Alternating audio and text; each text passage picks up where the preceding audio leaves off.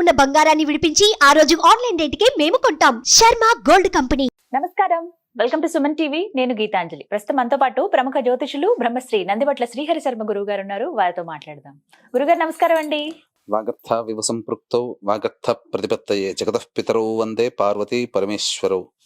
సదాశివ సమారంభాం శంకరాచార్య మధ్యమాం అస్మదాచార్య పర్యంతం వందే గురు పరంపరాం. ఆదిత్యాయ చ సోమాయ మంగళాయ బుధాయ చ గురు శుక్ర శనిభ్యశ్చ రాహవే కేతవే నమః. శృంగేరి జగద్గురు పీఠాధిపతులకి, కంచి పీఠాధిపతులకి నమస్కారములు తెలియజేసుకుంటూ కార్యక్రమాన్ని ప్రారంభిద్దాం. పోలీస్ వర్గం, పాడ్యమి స్నానం, ఇలా రకరకాలుగా చెప్తూ ఉంటారండి. అసలు పోలీస్ వర్గం అంటే ఏంటి? ఆ రోజున ప్రత్యేకించి దీపాలు వదులుతూ ఉంటారు. కానీ నదుల దగ్గర కావచ్చు, కార్తీక మాసం అంతా ఎంత హడావిడి చూసామో ఈ పాడ్యమి రోజున కూడా అంతే హడావిడి చూస్తామండి. తెల్లవారు జామున అసలు పల్లెటూర్లలోనూ ఈ సముద్రాలు, నదులు, చిన్న చిన్న తటాకాలు ఉన్న దగ్గర అయితే భలే సందడిగా ఉంటుంది. మహిళలందరూ దీపాలు వదల్లో చూస్తాం. అసలు ఆ రోజు విశిష్టత ఏంటి? పోలీస్ వర్గం ఆ పేరు రావడానికి కారణం ఏంటి? ఆ రోజున విధిగా అందరూ చేయవలసిన పనులు ఏంటి? అలాగే చాలా సందేహాలు ఉన్నాయండి, అవన్నీ కూడా నివృత్తి చేయండి. తప్పకుండానమ్మా. పోలీస్ వర్గము అనేటువంటిది పోలమ్మ అనేటువంటి యొక్క స్త్రీమూర్తి పేరు మీద నామధేయమై మనకు అనాదిగా వస్తున్నటువంటి ఆచార సాంప్రదాయంలో ఒక భాగం అది. అంటే ఇక్కడ నెల రోజుల పాటు ఎన్ని కష్టములు వచ్చినా కష్టములన్నిటినీ కూడా భరిస్తూ కష్టములని దాటుకొని శివారాధనలో ఎక్కడ కూడా ఎసుమంత కూడా భక్తిని తగ్గకుండా ఆ శివారాధన చేసి ఈశ్వరుడే మెచ్చేటువంటి విధంగా ఆమె చాటుకున్నటువంటి భక్తికి అనుగుణంగా ఆమెకు పొందిన ప్రతిఫలమే పోలీస్ వర్గం. అనగా ఈ నెల రోజుల పాటు అమావాస్య, కార్తీక శుద్ధ పాడ్యం నుంచి అమావాస్య వరకు కూడా ఈశ్వరుని చాలా భక్తి ప్రపత్తులతో కొలిచి అలవాట్లో భాగంగా మళ్ళీ తెల్లవారి అనగా మార్గశిర శుద్ధ పాడ్యమి రోజున కూడా అదే విధమైనటువంటి భక్తితో కార్తీక మాసం అయింది అయిపోయిందే అనేటువంటి ఆలోచన లేకుండా మళ్ళీ అదే విధమైన భక్తితో పాడ్యమి రోజున కూడా చేసినటువంటి విధానాన్ని చూసినటువంటి దేవతలు ఆమెకి ఈ స్వర్గ విమానాన్ని పంపడం జరిగింది. ఆ విధంగా స్వర్గానికి వెళ్ళేటువంటి రోజున ఆ పాడ్యమి అవ్వడం, వెళ్ళినటువంటి రోజున దాన్ని పోలీస్ వర్గంగా అనగా ఏంటి? ఇక్కడ మనం ఏం నేర్చుకోవాలి అదే నేను చెప్పబోతున్నాను. మీరే అడిగారమ్మా, చాలా మంచి క్వశ్చన్ అడిగారు. ఎందుకనంటే ఇక్కడ స్వర్గము నరకం అంటే ఎక్కడో లేవమ్మా, మన భూలోకంలోనే ఉన్నాయి.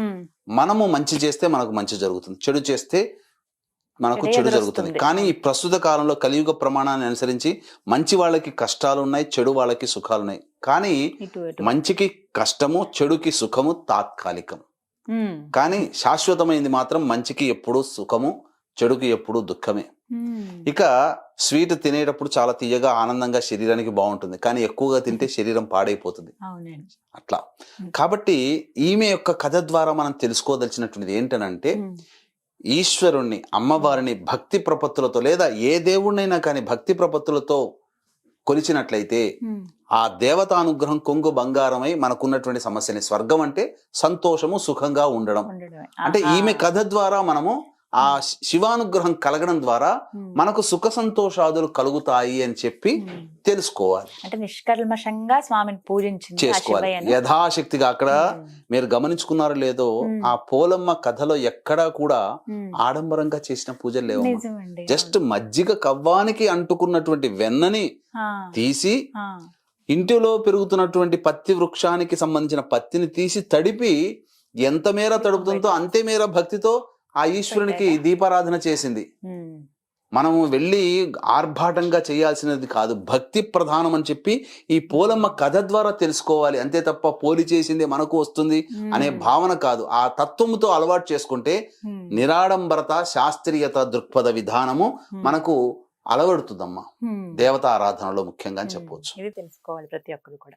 అయితే ఇందులో చాలా సందేహాలు ఉన్నాయండి. ప్రత్యేకించి అసలు ఎప్పుడు దీపాన్ని వెలిగించాలి? నీళ్లలో దీపం వదులుతూ ఉంటారు చాలా మంది. అసలు దీనికంటే ప్రత్యేకమైన సమయం ఉందా? ఉన్నదమ్మా. మనకేంటంటే మనకు ఈ పోలి పాడ్యం అనగా పోలీస్ వర్గానికి వెళ్ళినటువంటి రోజు 2వ తారీఖు డిసెంబర్, మార్గశిర శుద్ధ పాడ్యమి. చాలా మంది అంతకు ముందు రోజే వస్తుంది కదా పాడ్యమి, సాయంకాలం చేసుకోవచ్చు కదా. మేము ఇదొక సందేహం ఉండిపోయిందండి. 2 రోజులు వచ్చినప్పుడు ఎలా చేయాలి, ఏ సమయానికి చేయాలి? 2 రోజులు వచ్చినప్పుడు ఇక్కడ ఏంటంటే మనకు ఇక్కడ చెప్పబడ్డటువంటిది డిసెంబర్ మాసంలో 1వ తారీఖు రోజున అమావాస్య ఉంది. ఈ అమావాస్య అయిన తర్వాత మనకు డిసెంబర్ 2వ తారీఖు రోజున సంబంధించి మనం చూసుకోవాలమ్మా. డిసెంబర్ 2వ తారీఖు అనుకున్నప్పుడు చూసుకుంటే పాడ్యమి తిథి ఉంది కదమ్మా. ఈ పాడ్యమి తిథి 2వ తారీఖు రోజున మధ్యాహ్నం 12:44 వరకు ఉందమ్మా. కాబట్టి సూర్యోదయానికి ఏ తిథి ఉంటుందో కొన్ని పండుగలకి ఆచార సాంప్రదాయాలకి ఆ తిథిని మనం తీసుకోవాలి. పాడ్యమి అన్నప్పుడు సూర్యోదయ సమయంలో పాడ్యమి ఉండాలి. కాబట్టి డిసెంబర్ 2నే మనం పోలీస్ వర్గంగా నిర్ణయించుకోవాలి తప్ప డిసెంబర్ 1వ తారీఖు సాయంత్రం ఉంది, ప్రదోష కాలంలో దీపారాధన చేసుకుంటా ఉంటే చేసుకోండి, తప్పు లేదు. కానీ పోలికి సంబంధించినటువంటి విధానాన్ని అనుసరించాలంటే మాత్రం డిసెంబర్ 2 తీసుకోవాలమ్మా. ఇక్కడ ప్రత్యేకంగా సమయం అంటూ ఉంటుందండి? సమయం ఉందమ్మా. బ్రహ్మ ముహూర్త కాలంలోనే లేచి సూర్యుడు తులారాశిలో ఉంటాడు. ఆ తులారాశిలో ఉండగానే చన్నీటితో స్నానం ఆచరించి తల స్నానం చేయాల్సిందేనమ్మా. ఆ రోజున చక్కగా తల స్నానం, అభ్యంగన స్నానం అంటే నువ్వుల నూనె అవన్నీ ఏమి రుద్దుకోకుండా తల స్నానం ఆచరించి, ఆ రోజు సోమవారం అయింది. విశేషంగా సోమవారము మనఃకారకుడైనటువంటి వాడు నవగ్రహాల్లో చంద్రుడు. ఆ రోజు కార్తీక మాసం కాకపోయినా కార్తీక మాసం అయిపోయిన మరుసటి రోజు సోమవారం అయింది. కాబట్టి విశేషంగా 4 సోమవారాల పాటు ఆచరించిన వాళ్ళు, నెల రోజుల పాటు శివానుగ్రహాన్ని పొందిన వాళ్ళు ప్రత్యేకించి ఆ సోమవారం రావడం మన అదృష్టం. ఎందుకనంటే పూజ చేసుకునే ఆఖరి రోజు సోమవారం అవ్వడం. కాబట్టి ఆ సోమవారం రోజున చంద్రహోర ఉంటుంది. 6:18 నుంచి 7:18 వరకు. ఆ చంద్రహోరలోనే చక్కగా దీపారాధన చెయ్యాలి. ఏ విధంగా చెయ్యాలి అని అనుకున్నప్పుడు ఎలా చెయ్యాలి? చాలా మంది నదీ స్నానం అనగా పొద్దునే నదీ స్నానం ఆచరించి 6:18 నుంచి 7:18 ఈ పోలమ్మ కథని గనక చదువుకుంటూ ఆ సమయంలో అరటి డొప్పల్లో కానీ నిమ్మ డొప్పలలో కానీ దీపారాధన చేయవచ్చు. కాకపోతే ఇక్కడ దీపారాధన చేసేటువంటి విధానం కూడా కొంత ఉంటుందమ్మా.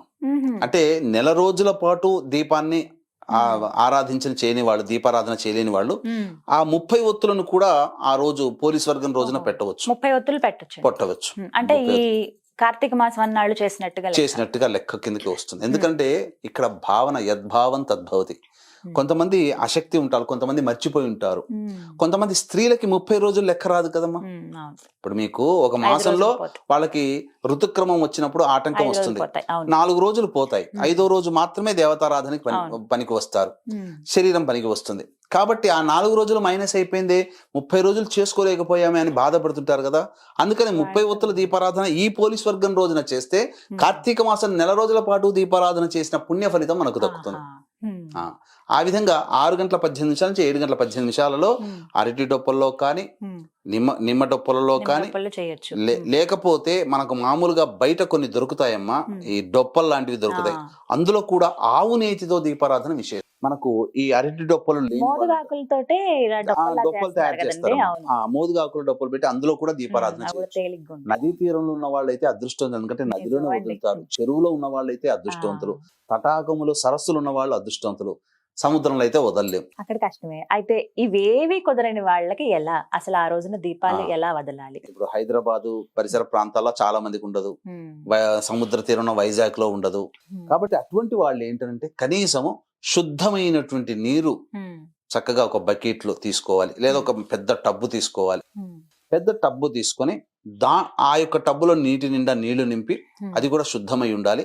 మన ఇంట్లో తెచ్చుకున్నటువంటి గోదావరి, కాశీ, గంగా ఇవన్నీ నదులు నీళ్లు ఉంటాయి కదా, ఆ నీరు కొద్దిగా వేస్తే పవిత్రత అవుతుంది. అప్పుడు అందులో కొంత చిటికెడు పసుపు వేసినా పవిత్రత అవుతుంది. తర్వాత ఒక చిటికెడు ఉప్పు వేసినా లక్ష్మీప్రదం అవుతుంది. కాబట్టి అప్పుడు ఆ విధంగా ఆ అరటి డొప్పలు కానీ ఈ సంబంధించినటువంటి మోదుగ డొప్పల్లో కానీ పెట్టి ఆ విధంగా 3 సార్లు ఇలా కదులుపుకుంటూ అప్పుడు పోలమ్మ సంబంధించినటువంటి కథ వృత్తాంతాన్ని చదువుకోవాలమ్మా. ఆ సమయంలో చదువుకోవాలి. అనగా పోలికి ఏ విధంగానైతే స్వర్గప్రాప్తి అయిందో నేను కూడా అంతే భక్తి విశ్వాసములతో సంబంధించింది. ఆ సమయంలో ఈ కథ వృత్తాంతం చదువుకొని తదనంతరం ఆ అక్షితలు నెత్తిన వేసుకోవాలి పూజ చేసిన తర్వాత. ముందు పూజ ఎలా చేయాలండి? అంటే నీళ్లు వదలడం అనేది ప్రధానం, నీళ్లలో దీపం వదలడం అనేది. ఇంకా ముందు ఎలాంటి పూజ చేయాలి? ముందు చక్కగా నెల రోజుల పాటు శివుడికి మనం చేసుకున్నాం కదమ్మా అర్చన, అభిషేకాదులు. ఆ విధంగా బ్రహ్మ ముహూర్త కాలంలోనే లేచి అనగా 3 గంటల లేచి కాలకృత్యాదులు తీర్చుకొని ఆ 4 to 6 మధ్య కాలంలో శివాభిషేకం చేసుకున్న వాళ్ళైతే శివాభిషేకం చేసుకోవడం, లేదా ఆ ఒక్క రోజునైనా కానీ ఇంట్లో శివలింగం అనగా అంగుష్ట ప్రమాణమంతగా శివలింగం పెట్టుకొని అన్ని రకాల పండ్ల రసాలతో కానీ, లేదా శుద్ధమైన నీటితో కానీ, ఆవు పాలతో కానీ, పంచామృతాలతో కానీ, లేదా కనీసం శుద్ధమైన నీటితోనైనా కానీ ఈశ్వరునికి అభిషేకం చేసి అర్చన చేయాలమ్మా. తదనంతరం ఆ విధంగా లేదు, అభిషేకం చేసుకునే ఉద్దేశం లేదు అన్న వాళ్ళు శివ పరివార చిత్రపటానికి చక్కటి పూలమాల వేసి ఆ యొక్క శివాష్టోత్తరము, దుర్గా అష్టోత్తరము, వినాయక అష్టోత్తరము, అలాగే కుమారస్వామి సుబ్రహ్మణ్య అష్టోత్తరము, నంది అష్టోత్తరంతో సహా మనం ఆ యొక్క అష్టోత్తరం చదువుకొని ఆ విధంగా తర్వాత స్వామి వారికి ఏదైనా కానీ నైవేద్యం పెట్టి, కొబ్బరికాయ కొట్టి నైవేద్యం పెట్టి, ధూపదీప నైవేద్యాలు ఇచ్చిన తర్వాత అప్పుడు ఈ 6 గంటల 18 నిమిషాల నుంచి 7 గంటల 18 నిమిషాల కాలంలో చంద్రహోర ఉంటుంది. ఆ చంద్రహోరలో ఈ పోలీస్ వర్గం కథ చదువుకోవాలి. ఇప్పుడు చంద్రహోరలో అది కూడా అవకాశం లేని వాళ్ళకి ఇంకొక అవకాశం ఉంటుందమ్మా. అది లీస్ట్ గా తీసుకోవాలి తప్ప దీన్నే ప్రామాణికంగా తీసుకోకూడదు. ఇక్కడ 8 గంటల 18 నిమిషాల నుంచి 9 గంటల 18 నిమిషాల కాలంలో గురుహోర ఉంటుంది. అది కూడా శుభప్రదం. అయితే మనస్సులో ఉన్నటువంటి సంకల్పములన్నీ నెరవేర్చేయాలి అని అనుకున్నప్పుడు శివానుగ్రహం కోసం చేస్తాం కదా, మనస్సే కదా సంకల్పం అంటే. మనఃకారకుడు చంద్రుడు కాబట్టి చంద్రహోరలో చేస్తే విశేషం. చంద్రహోర తప్పిన వారు మాత్రమే అయ్యో సూర్యోదయం కల్లా మనం చేయలేకపోయామని బాధపడుతుంటారు కదా, అటువంటప్పుడు వాళ్ళకి 8:15 నుంచి 9:15 మధ్య కాలంలో గురుహోర ఉంటుంది. ఆ గురుహోరలో చేయండి. తర్వాత 7 గంటల 18 నిమిషాల నుంచి 8 గంటల 18 నిమిషాల మధ్య కాలంలో శనిహోర ఉంటుంది. చేయకూడదు. దీపం వెలిగించకూడదు. 8 గంటల 18 నుంచి 9 గంటల 18 మధ్య కాలంలో గురుహోర ఉంటుంది. ఆ గురుహోరలో చేసిన విశేషమైన ఫలితం ఉంటుంది. ఇక తరువాత హోరలు సరైనట్టు కావు. కుజహోర వస్తుంది, రవిహోర వస్తుంది. ఆ సమయానికి ఈ పాడ్యం కూడా ముఖ్యమైనది ప్రాతకాల బ్రహ్మముహూర్తం. ఆ సమయం అయితే అనుకూలంగా మంచిది. గురుగారు ఎలా వెలిగించాలో కూడా ఒకసారి వివరించండి. మీ సమక్షంలో నేను అరటి డొప్పలు అవన్నీ తెప్పించాను, మీ సమక్షంలో దీపం వెలిగి తప్పకుండా. ఈ యొక్క అరటి డొప్పలు వెలిగించడానికంటే ముందుగా ఆ పోలీస్ వర్గాన్ని మనసులో స్మరించుకుంటూ దీపారాధన చేసి 3 సార్లు ఆ విధంగా పోలికి కలిగిన భాగ్యము నాకు కూడా కలగాలి అంటే ఏం లేదమ్మా. సింపుల్ గా ఒక క్లుప్తంగా చెప్పుకోదలిస్తే, ఒక ఊళ్ళో రజక స్త్రీకి 5 కోడళ్ళు ఉన్నారు. అందులో చిన్న కోడలి పేరు పోలమ్మ. ఇక ఆమె అత్యంత భక్తి పరురాలు కాబట్టి ఆమె తరచూ అత్తతో చెప్తుండేదట, ఎప్పుడు కార్తీక మాసం వస్తుందా, ఎప్పుడు శివుని ప్రార్థన చేసుకోవాలని. అంటే ఈమెకి ఆ శివానుగ్రహం కలగకూడదని చెప్పి ఆమె మిగిలిన తోటి కోడళ్ళు అసూయ పరులై ఆమెకి మాత్రమే ఆ ఇంటి పని అంతా కూడా కార్తీక మాసం మొదటి నుంచి అప్పచెప్పేసి వీళ్ళు మాత్రం గంగా నది స్నానానికి వెళ్ళి చక్కగా నది స్నానం ఆచరించి శివుని వేలగా ప్రార్థనలు చేశారట. ఆ విధంగా నెల రోజుల పాటు ఈ విధంగా చేయసాగారు. కానీ ఈమెకి మనసుంటే మార్గం ఉంటుంది కదా, ఈమె భక్తికి ఎక్కడా లోటు లేదమ్మా. భక్తికి లోటు లేకుండా ఇంటి పని, వంట పని అన్ని రకాలుగా చేసుకుంటూ ఆ పోలమ్మ భక్తి అంటేగా ఈ అత్తాకోడలు కలిసి, మిగిలిన అత్తాకోడలు కలిసి ఏం చేశారంటే, ఒత్తులు లేకుండా, దీపారాధన నూనె లేకుండా, అసలు ఏవి కూడా పూజా ద్రవ్యం లేకుండా ఉత్త ఇంటినే అప్పచెప్పిపోయేవారట ప్రతిరోజు కూడా. కానీ ఆమెకి మనసుంటే మార్గం ఉంటుంది కదా, ఆమె ఇంట్లో మన మజ్జిగ చిలకడానికి కవ్వం వాడతారు కదా, ఆ కవ్వానికి అంటుకున్నటువంటి వెన్నను తీసి ఇంటి పొదట్లో మన పత్తి చెట్లు అప్పట్లో మొలిసేటివి కదా, ఆ ఇంట్లో పెట్టుకునే వాళ్ళు కాబట్టి ఆ పత్తి గింజల నుంచి పత్తి చేసి 2 ఒత్తుల్ని దీపారాధన చేసి ఆ ఈశ్వరుని చిత్రపటం దగ్గర దీపారాధన చేసి నమస్కారం చేశారు దీపం చేసి. తదనంతరం అత్తాకోడళ్ళు, మిగిలిన అత్తాకోడళ్ళు వచ్చే సమయానికి ఆ దీపాన్ని తీసుకెళ్లి ఆర్పకుండా గంప కింద పెట్టేసేసేదట. ఆ విధంగా నెల రోజుల పాటు చేసింది. అలవాట్లో భాగంగా ఆ కార్తీక మాసం అమావాస్య అయిన తెల్లారి కూడా ఆ విధంగా చేసేసేసరికి ఆ ఈశ్వరుడు చాలా ప్రసన్నత నొందాడట. అమ్మా, నీలాంటి భక్తి పరురాలు నేను ఇంతవరకు చూడలేదు. ఎన్ని కష్టములు వచ్చినా నువ్వు నాకు ప్రతిరోజు కూడా తప్పకుండా నాకు దీపారాధన చేశావు, నీకు ఇంకా మోక్షాన్ని ప్రసాదిస్తున్నానని చెప్పి స్వర్గలోకం నుంచి విమానాన్ని పంపించాడు. ఆ విమానం రాగానే స్నానం చేసుకుని వస్తున్నారు కదా వీళ్ళు అత్తాకోడళ్ళు, మా కోసమే వచ్చింది అనుకుని సంతోషపడుతూ ఎగురుకుంటూ వచ్చారట. కానీ ఎగురుకుంటూ వచ్చి ఆ విమానం ఎక్కుతూ ఉంటుంటే, నువ్వు కాదు, మీరందరూ కాదు వెళ్లాల్సింది, పోలమ్మ అని చెప్పి ఇంట్లో పని చేసుకుంటున్న పోలమ్మని పిలిచారట. పిలిచి ఆ పోలమ్మను కూర్చోబెట్టగానే ఆమెకి ఆనందానికి హద్దులు లేవు. అలా స్వర్గంలో కూర్చోగానే, ఆ యొక్క స్వర్గ విమానంలో కూర్చోగానే ఆమెకి స్వర్గంగా పైకి వెళ్తుంది. ఆమెకి ఏ మాత్రం కూడా అవకాశం ఇవ్వకూడదని అత్త కోడలందరూ కలిసి ఆమె కాళ్ళను పట్టుకున్నారట. ఆమె కాళ్ళని అత్త కాళ్ళని మిగతా కోడలు అలా పట్టుకొని లాగుదామనేసరికి ఆ విమానం ఎగిరి దేవదూతలు ఆమె అత్తని చేతిని విదిల్చారట. అంతటా కింద పడిపోయారు వాళ్ళు. ఆమె బొందితోనే స్వర్గానికి వెళ్ళింది. అంటే ఇక్కడ అత్యంత భక్తి ప్రపత్తులతో ఒక స్త్రీమూర్తి కొలిచినటువంటి విధానంగా ఆమెకి స్వర్గం అంటే సుఖ సంతోషాదులు, అనుకున్న పనులన్నీ నెరవేరాయని అనుకోవాలి ఇక్కడ. ఆ విధంగా మాకు కూడా ఆ భాగ్యాన్ని కలిగించు, పోలికి దక్కిన స్వర్గమే మాకు దక్కాలి అనే భావనతో ఈ స్త్రీమూర్తులందరూ కూడా ఆ యొక్క దీపారాధనతో చేసుకొని చక్కగా ఆ దీపారాధన చేసుకోవాలమ్మా. ఆ విధంగా ఇప్పుడు మీరు అన్నట్టుగా మనం వెలిగించి చూయిద్దాం. చక్కగా దీపారాధన చేసి ఏ విధంగా ఆ కథని చదువుకుంటూ మనసులో చదువుకుంటూ ఆ దీపారాధన చేసుకుంటే మంచిది. ఇక దీపారాధన చేసేటప్పుడు ఏ యొక్క శ్లోకం చదువుకోవాలనేది కూడా తెలియచేసుకుందామమ్మా. వీక్షించేటువంటి ప్రేక్షకులకి గమనిక, ఈ యొక్క పోలి స్వర్గము పొందినటువంటి డిసెంబర్ 2వ తారీఖు రోజున గోకర్ణ క్షేత్రంలో జాతకరీత్యా కలుగు విద్య, వివాహ, ఉద్యోగ, దాంపత్య, సంతాన, అనారోగ్య సమస్యలకి మరియు వృషభ, మిథున, కర్కాటక, సింహ, తుల, వృశ్చిక, మకర, కుంభమీన రాశిలో జన్మించిన వారికి శనిదోష పరిహారార్థమై సర్వదోష నివారణ పూజలు, హోమాలు పర్ హెడ్ 1500 రూపాయలకి చేయించడం జరుగుతుంది. అవకాశం ఉన్న వాళ్ళు కార్యక్రమ తదనంతరం కాంటాక్ట్ చేసి మీ గోత్రనామాలు నమోదు చేసుకోవచ్చు.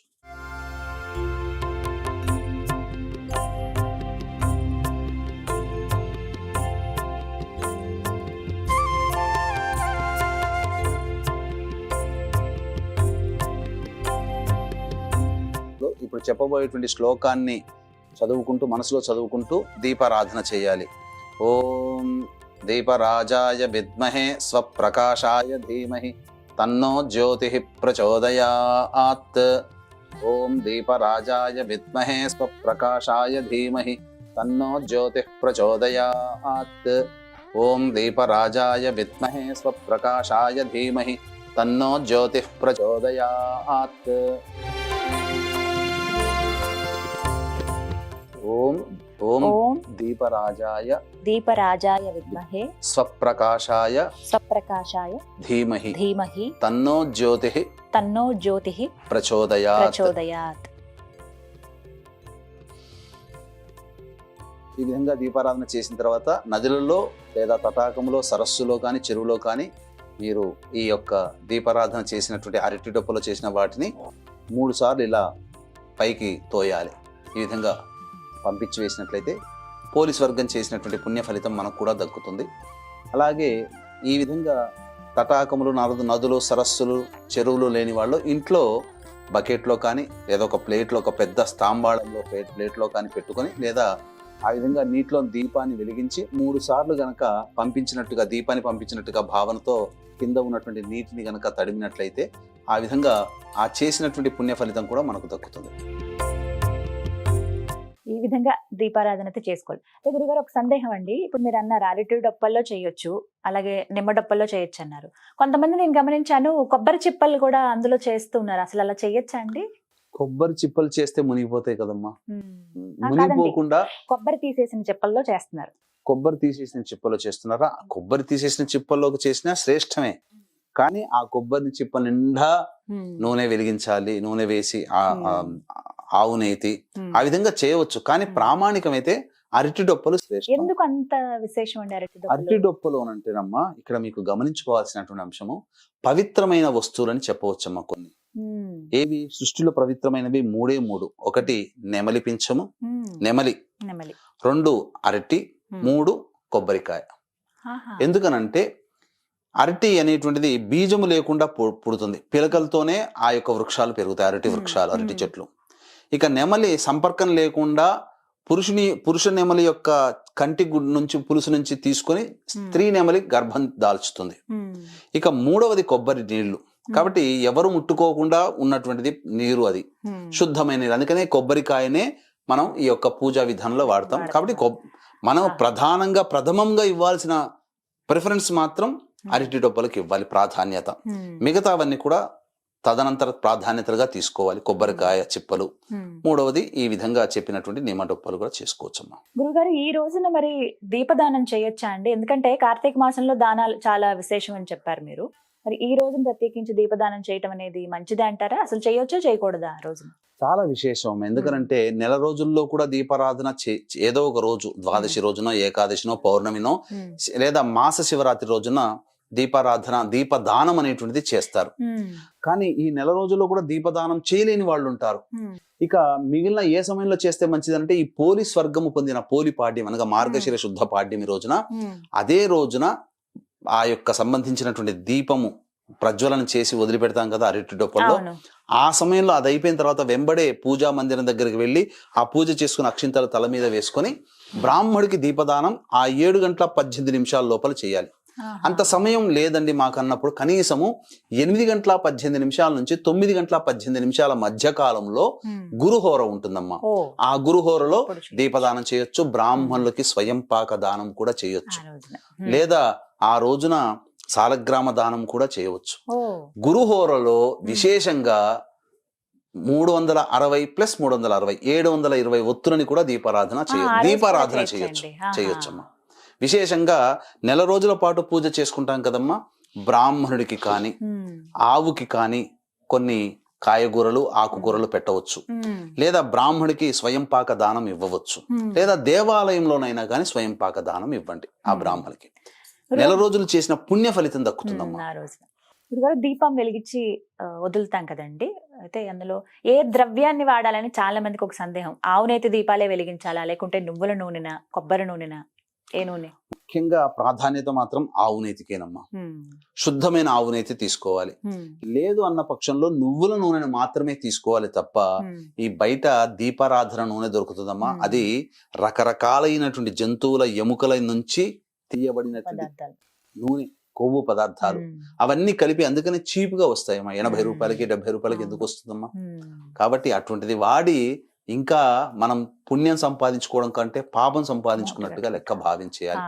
ఇక ఆ రోజున నెల రోజుల పాటు ఎంతో ఓపికగా ఈ మాంసాహారము భుజించలేదు కదా, ఆ ఒక్కరోజు కూడా మాంసాహారము భుజించకుండా ఉంటే చాలా మంది అడిగే సందేహం అంటే పూర్తయిపోతుంది కదా దీపం, ఎప్పుడైతే నీళ్ళల్లో వదిలామో ఇంకా ఆ రోజుతో సమాప్తం అయిపోతుంది, సాయంత్రానికి చాలా మంది మాంసాహారం తిని తీసుకోవచ్చు కదా అని అంటారు. కానీ ఆ రోజున కూడా మాంసాహారము నిషిద్ధము.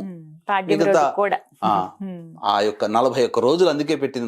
30 రోజులు చేశారు కదా, కనీసం ఆ పాడ్యమి రోజున వరకైనా కానీ ఆ విధానాన్ని ఆచరించి తదనంతరం చక్కగా ఎవరి వృత్తిని అనుసరించి, వారికి ఎవరి ఇష్టాన్ని అనుసరించి వాళ్ళు వారి యొక్క వంశపారంపర్యంగా వస్తున్న ఆచారాన్ని పాటించవచ్చమ్మా.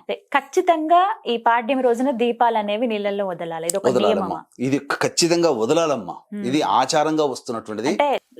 ఎన్ని రోజులు పూజ చేసినా చేయకపోయినా ఆ రోజున చేస్తే కనీసము ఆ రోజునైనా 30 రోజుల దీపం వెలిగించినైనా 720 ఒత్తుల దీపం వెలిగించినైనా వెలిగించాలి.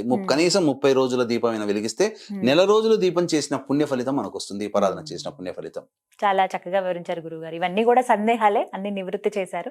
మొత్తంగా కార్తీక మాసం అన్నాళ్ళు కూడా చాలా చక్కగా వివరించారు మీరు. ఏ రోజున ఏమిటి విశేషం, ఎలా పూజలు చేసుకోవాలనేది మీ ద్వారా ఆ దైవానుగ్రహాన్ని పొందగలిగాం. అలాగే ఇప్పుడు మీరు చెప్పిన విధంగా పోలీస్ వర్గం కూడా ఆ రోజున కూడా దీపాలు వదిలి దైవానుగ్రహాన్ని పొందాలి అందరూ అని మనస్ఫూర్తిగా కోరుకుంటున్నాను. ధన్యవాదాలండి. సర్వం శ్రీ ఉమామహేశ్వర పరబ్రహ్మార్పణమస్తు.